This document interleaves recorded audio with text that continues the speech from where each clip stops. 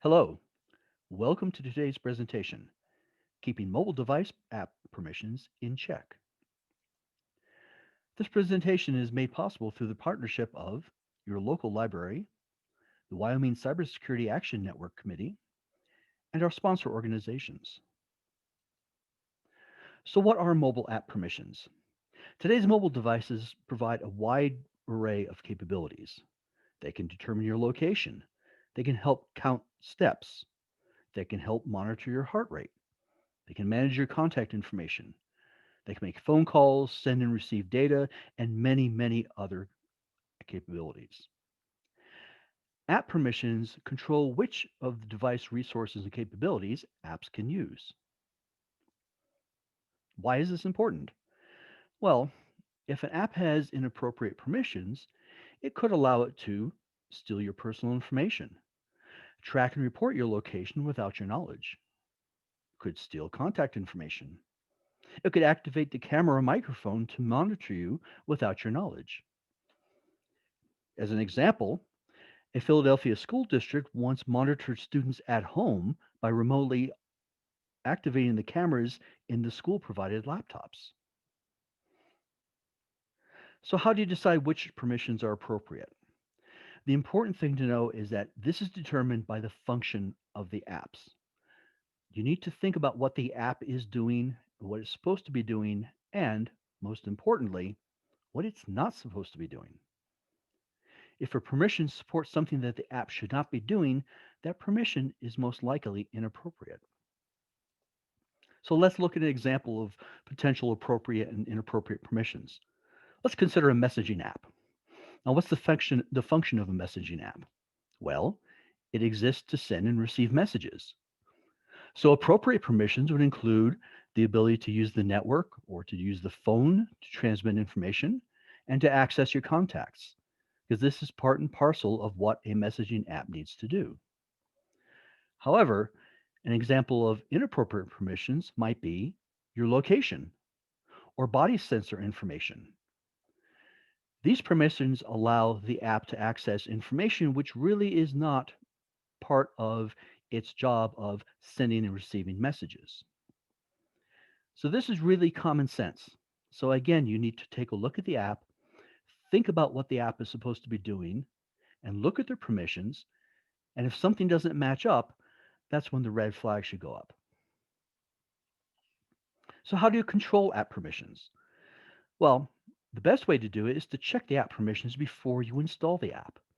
So when you're downloading it from an app store or someplace else, generally there's going to be a link somewhere that you can click on to display the permissions that that app is going to request.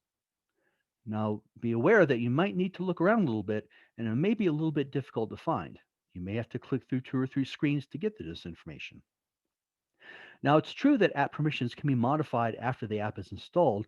However, there's a couple of cautions with that. First of all, if you modify the permissions after the app is installed, it may refuse to work. And secondly, when the app updates itself, it may remodify those permissions back to what it originally requested, which means every time you update the app or every time the app updates itself, you would have to go in and remodify the permissions to get rid of the inappropriate ones. So it's just a caution to be aware of. So what if you look at the app permissions and they're the ones that it's requesting, some of them are inappropriate? Well, the best thing to do is to really find another app and find one which does not request inappropriate permissions.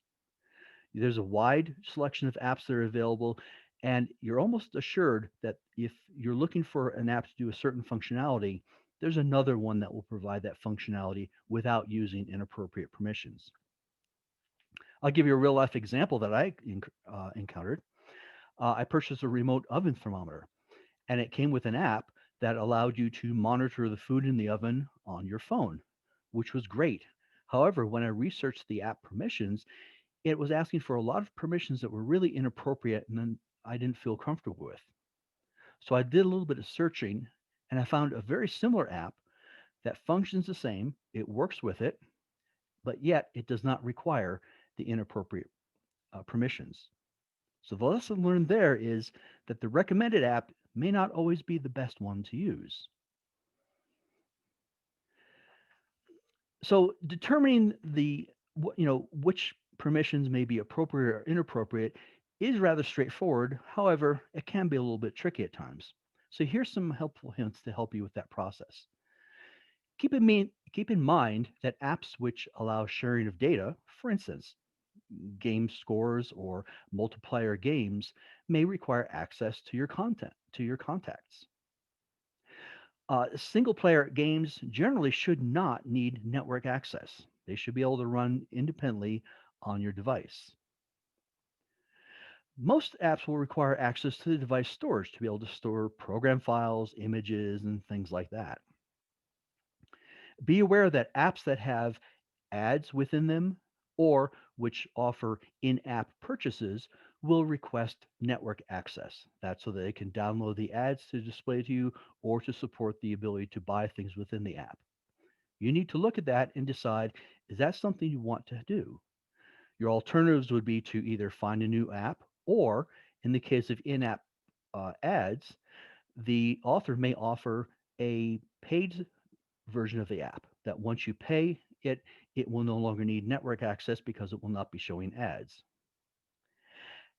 And something to be really aware of is that some products may try to lure you into installing the apps that they want you to install because these apps have inappropriate permissions. So, as I mentioned with the example I had with the oven thermometer, you want to be very mindful of this.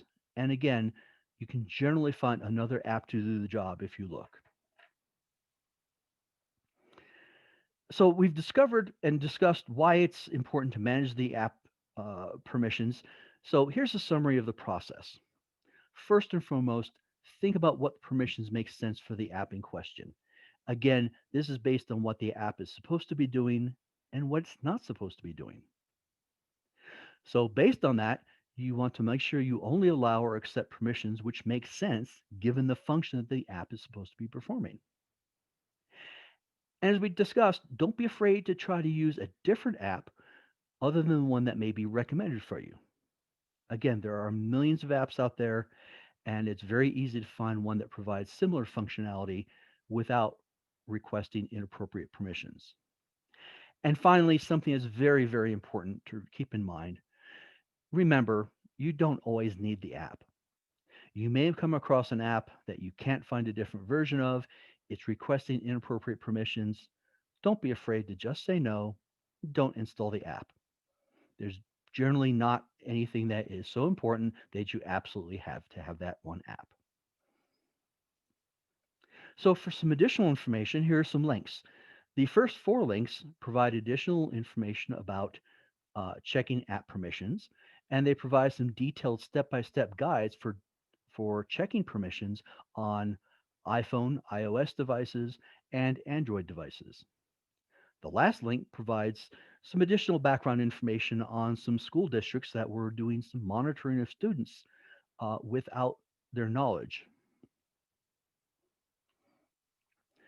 So, thank you for attending this Cyber in a Box library program presentation.